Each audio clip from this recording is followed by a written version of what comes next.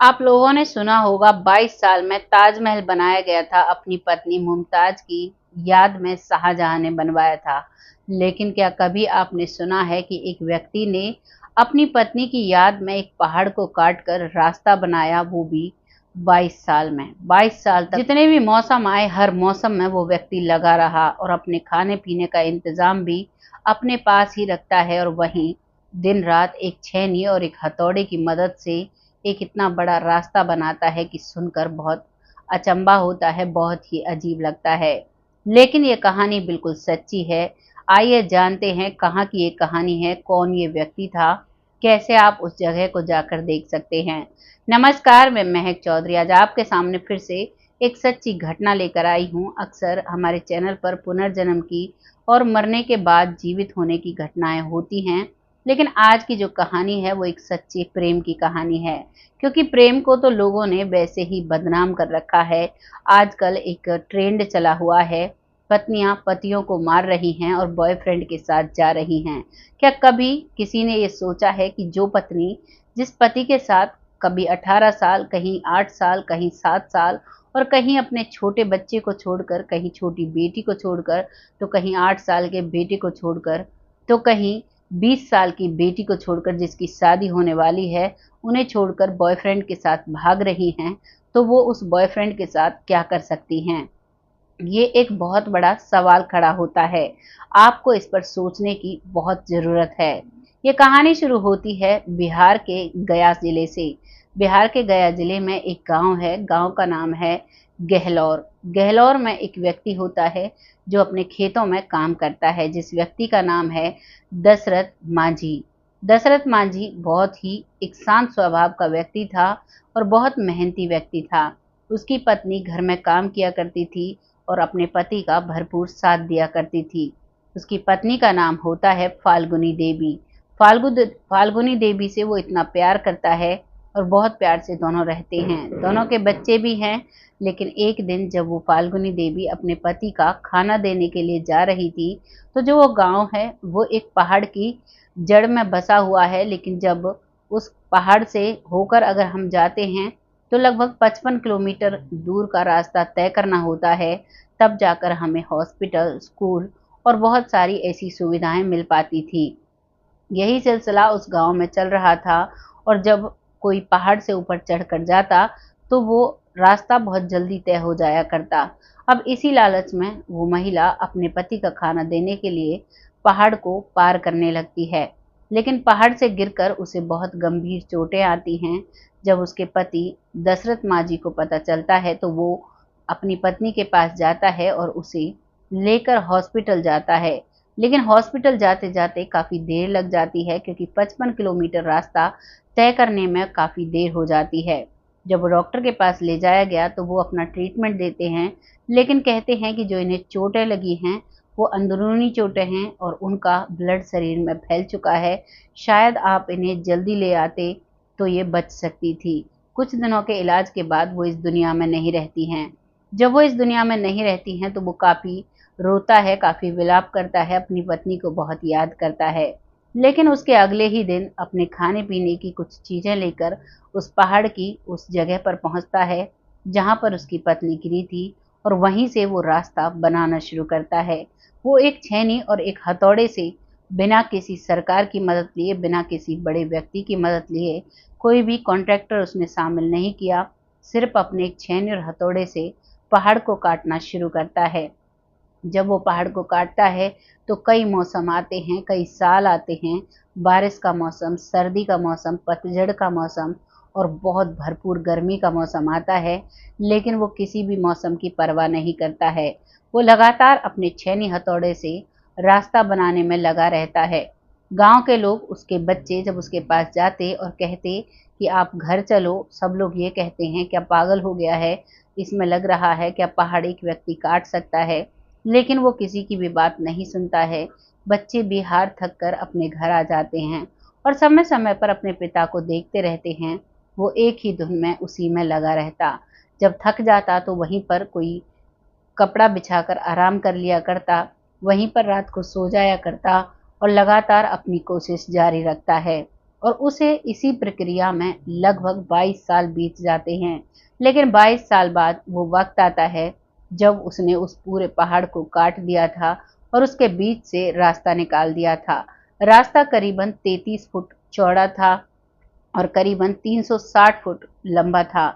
उस रास्ते को निकालने के बाद अब लोगों का वहां से आना जाना बहुत आसान हो गया था और लगभग 360 फुट की दूरी ही बचती थी सरकारी अस्पताल या फिर स्कूल बच्चों को जाने के लिए। गांव के लिए एक बहुत बड़ा काम हो जाता है और जब ये रास्ता बन जाता है तो अब उसे ज़रूरत थी उस रास्ते को पक्का कराने की, कंक्रीट बिछाने की, एक तरह से उसे सड़क का रूप देना था। तो उसके लिए उसे दिल्ली जाना था और क्योंकि वो सारे काम अपनी मेहनत से करते थे तो वो पैदल ही दिल्ली जाते हैं और पैदल दिल्ली जाकर उसकी बात करते हैं और फिर वहाँ पर एक बहुत अच्छा रोड बनाया जाता है। पहाड़ उस एक व्यक्ति ने काटा था जिसका नाम था दशरथ माझी। इस चीज़ को देखकर जो लोग देखते हैं तो वो बहुत हैरान हो जाते हैं और एक बहुत बड़ी मिसाल कायम करता है दशरथ माझी प्यार के प्रति। लोग प्यार में मारते हैं लोगों को, क्या इसको प्यार कहते हैं? प्यार का नाम होता है त्याग, प्यार का नाम होता है बलिदान। जब एक माँ अपने बच्चे से प्यार करती है तो वो खाने तक को छोड़ देती है, क्योंकि माँ जब बच्चे को दूध पिलाती है तो उस समय माँ का तीखा खाना बंद होता है। माँ घर का खाना खाती है, सादा खाना खाती है, जिससे उसके बच्चे को कोई परेशानी ना हो।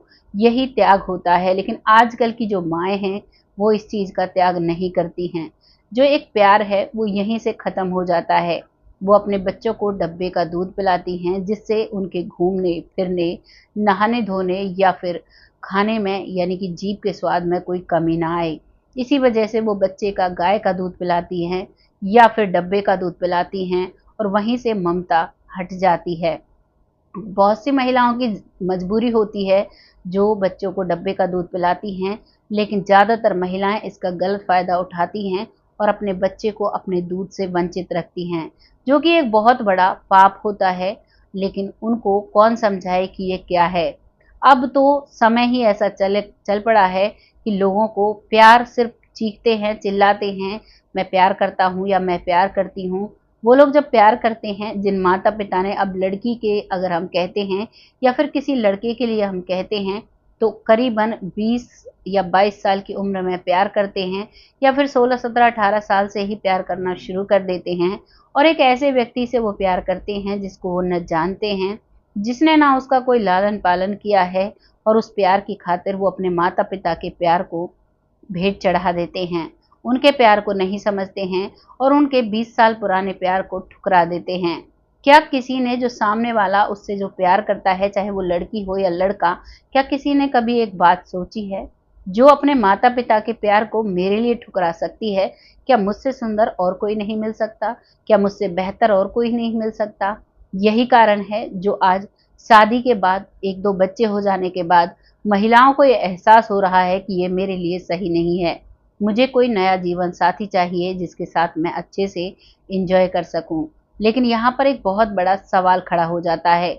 मैं खुद एक महिला हूँ और बहुत सी महिलाएं इस वीडियो को देखकर ये भी कहेंगी कि क्या बोल रही है, लेकिन ऐसा सच है और ये बातें सभी महिलाओं के लिए नहीं हैं। आज भी 80% महिलाएं अपने घरों को बहुत अच्छे से बसाती हैं, अपने बच्चों को बहुत अच्छे से प्यार देती हैं, पति को आज भी परमेश्वर मानती हैं। लेकिन जो 20% महिलाएं हैं, उनकी वजह से सभी पर एक बड़ा सवाल खड़ा हो जाता है। वो महिलाएं ऐसे ऐसे कृत्य कर जाती हैं जो कि हमारे लिए बहुत एक बड़ा, एक ऐसा बुरा एग्जाम्पल साबित होता है, जिसकी वजह से जो महिलाएं आगे बढ़ना चाहती हैं, कुछ करना चाहती हैं, जिन्हें थोड़े फ्रीडम की ज़रूरत होती है, उन महिलाओं की वजह से उन्हें भी फ्रीडम नहीं मिल पाती है और वो भी बंद होकर रह जाती हैं। हमारे देश में महिलाओं के लिए बहुत सारे कानून बने। क्या कभी सरकार ने भी ये सोचा है कि जितने ज़्यादा हम कानून बना रहे हैं, क्या सभी महिलाएं उसका सही इस्तेमाल कर रही हैं? क्या महिलाएं उस पर, जब उनके साथ अत्याचार होता है तभी उसका इस्तेमाल करती हैं? मेरे हिसाब से ये गलत है। 20% महिलाएं ऐसी हैं जो इनका गलत फ़ायदा उठाती हैं, जो पति ने कभी किसी पर हाथ भी नहीं उठाया, उस पर भी ऐसे ऐसे केस दायर किए जाते हैं। आपको अगर इन चीज़ों को जानना है तो आप पुलिस स्टेशन में जाकर कभी एक एफआईआर जो उनकी किताब फाइल होती है उसे जाकर पढ़ें, जहाँ पर पतियों के ही खिलाफ बहुत सारे मामले दर्ज होते हैं पत्नियों के द्वारा। वहाँ पर ऐसे-ऐसे मामले दर्ज हैं जिनको सुनने में भी शर्म आ जाए। जब हम एक व्यक्ति के साथ बंधते हैं तो अग्नि के 7 फेरे लेकर, क्योंकि हमारा भारत देश है और हमारा भारत देश जो हमारी परंपराएं हैं, जो हमारे रिश्ते हैं, इन्हीं के लिए बहुत माना जाता है। हमारे देश में जो रीति रिवाज बुजुर्गों ने बनाई वो वाकई में सच थी। अगर कभी आप अंतर्मन से इन चीज़ों को सोचोगे तो आपको सारी बातें पता चलेंगी।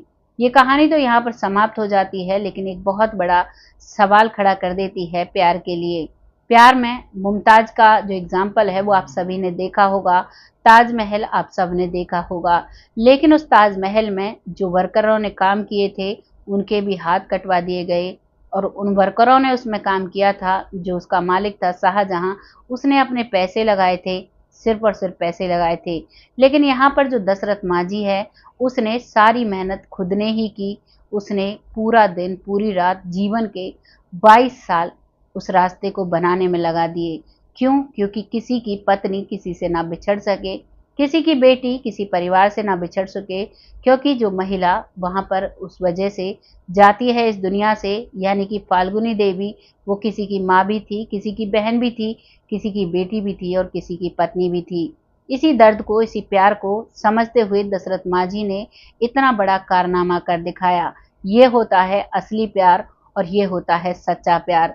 नहीं तो जिस उम्र में फाल्गुनी देवी उनसे जुदा हुई, भगवान के पास गई, उसके पास भी बहुत सारे ऑप्शन थे, लेकिन उन्होंने अपने जीवन में एक ऐसा रास्ता चुना जिसे आप एक तपस्या कह सकते हो, जिसे आप एक मेहनत कह सकते हो, जिसे आप एक लगन कह सकते हो और जिसे आप सच्चे प्यार का नाम बेधड़क दे सकते हो। आपको मेरी कहानी कैसी लगी कमेंट सेक्शन में ज़रूर बताइएगा। और ये कहानी बिल्कुल सच है। आप चाहें तो आप बिहार के गया जिले में जाकर, गहलौर गांव में जाकर इस सड़क को आज भी देख सकते हो। आज भी बहुत से लोग इसका फ़ायदा उठाते हैं, बहुत से लोग यहाँ से आवागमन करते हैं, लेकिन ये सब पॉसिबल हो पाया तो सिर्फ और सिर्फ दशरथ मांझी की तरफ वजह से। आपको जैसा भी लगा है कमेंट सेक्शन में लिखिएगा, लोगों के साथ शेयर करिएगा। हमारा काम होता है अपने चैनल पर सच्ची घटनाएं लाने का, और हम जितनी भी घटनाएं लेकर आते हैं ये सब सच्ची घटनाएं होती हैं। बहुत सारे कमेंट्स आते हैं कि क्या झूठ बता रहे हो, क्या गलत बातें बता रहे हो, लेकिन जितनी भी बातें मैंने आप सबको बताती हूँ इस चैनल पर वो सारी 100% सत्य होती हैं। आजकल लोग मेडिटेशन की तरफ भाग रहे हैं, लोग अध्यात्म की तरफ जा रहे हैं, कोई ना कोई तो कारण होगा। बड़े बड़े डॉक्टर्स, आज मैं एक डॉक्टर से मिली जो कि एक हार्ट स्पेशलिस्ट थे, जो कि गीता पढ़ते हैं, रामायण पढ़ते हैं और भगवान की जो एक आराधना होती है उसमें बहुत विश्वास करते हैं। वो अपने पेशेंटों को बताते हैं, क्योंकि हार्ट जो होता है बहुत कोमल हिस्सा होता है हमारे शरीर का, और जब एक डॉक्टर उसका इलाज करता है, मैं ये नहीं कहती सभी डॉक्टर्स ऐसे होते हैं, आज भी वो खुद बोलते हैं कि मैं खुद एक साइंस का स्टूडेंट हूँ, लेकिन फिर भी मुझे भगवान पर पूरा भरोसा है, क्योंकि भगवान के ही बनाए हुए हम पुतले हैं। हमें तो यहाँ सिर्फ अपना कार्य करने के लिए भेजा गया है। हमारी आत्मा अमर होती है, हमें जाना होता है। कोई भी बुरी लत हमारे अंदर आती है तो वो शरीर के अंदर आती है, ना कि हमारी आत्मा के अंदर। हमें अपनी आत्मा को शुद्ध करना चाहिए, उसके लिए हमें डेली मेडिटेशन करना चाहिए, व्यायाम करना चाहिए, भगवान में ध्यान लगाना चाहिए। उनके ये शब्द थे, मुझे सुनकर बहुत अच्छा लगा, बहुत शांति मिली। ऐसा लग रहा था कि मानो मैं अभी भी यहाँ पर एक वीडियो शूट कर रही हूँ। तो ऐसे भी लोग हैं, मैं ये सभी डॉक्टर्स के लिए नहीं कहती, आज भी ऐसे भी डॉक्टर्स हैं जो इन चीज़ों को नहीं मानते हैं, जो सिर्फ अपनी प्रैक्टिस में विश्वास रखते हैं और जो कहते हैं। लेकिन एक बात कॉमन है, कभी भी कहीं भी किसी भी हॉस्पिटल में किसी का बड़ा ऑपरेशन होता है तो डॉक्टर्स भी भगवान का नाम लेकर उस ऑपरेशन को शुरू करते हैं और परिवारजनों को कहते हैं कि अब सब भगवान के हाथ में है, हमारी कोशिश पूरी रहेगी, बाकी जो भगवान करेंगे वो होगा। तो एक अलौकिक शक्ति तो वाकई में है जो हम सबको चलाती है, और ये जीवन का परम सत्य है। ये कहानी यहाँ पर समाप्त होती है। आपको जैसा भी लगा है अपनी राय कमेंट बॉक्स में लिखिएगा, लोगों के साथ शेयर करिएगा, क्योंकि आपका शेयर और आपका कमेंट हमारे लिए बहुत इम्पोर्टेंट होता है। जब आप प्यारे प्यारे कमेंट लिखते हो तो हमें एक मोटिवेशन मिलता है और हम हर हालात में आपके साथ एक ना एक वीडियो ज़रूर साझा करते हैं। आज की कहानी यहाँ पर समाप्त हो जाती है और आज जो लोग हमें दिल से सपोर्ट करते हैं उनका नाम वन बाय वन नहीं लिया जाएगा, लेकिन उन सभी का तहे दिल से आभार व्यक्त करती हूँ। उनके अपने चैनल पर उनका स्वागत करती हूँ। ऐसे ही धर्मा स्टोरी के साथ बने रहें और हमें सपोर्ट करते रहें। अगली वीडियो में सभी का नाम ले लिया जाएगा। तब तक आप सब स्वस्थ रहें अपने जीवन में, क्योंकि अगर आप स्वस्थ रहते हो तभी आप पूजा ध्यान कर पाते हो और तभी आप अपने सारे रिश्तों को निभा पाते हो। तभी आप जो भगवान ने आपको यहाँ पर भेजा, क्योंकि जब भगवान हमें धरती पर भेजता है तो हम निरोगे होते हैं। हमारे अंदर कोई भी द्वेष, कोई भी भावना, कोई भी गलत आदत कुछ भी नहीं होता है। जब भगवान ने इतना सुंदर इंसान बनाया है तो इंसान का भी फर्ज है हमें बहुत अच्छे तरीके से ज़िंदगी बितानी चाहिए। आज यहीं पर विदा लेती हूँ। बहुत जल्द ऐसी ही किसी सच्ची और अच्छी स्टोरी के साथ आती हूँ। तब तक के लिए जय हिंद, जय भारत।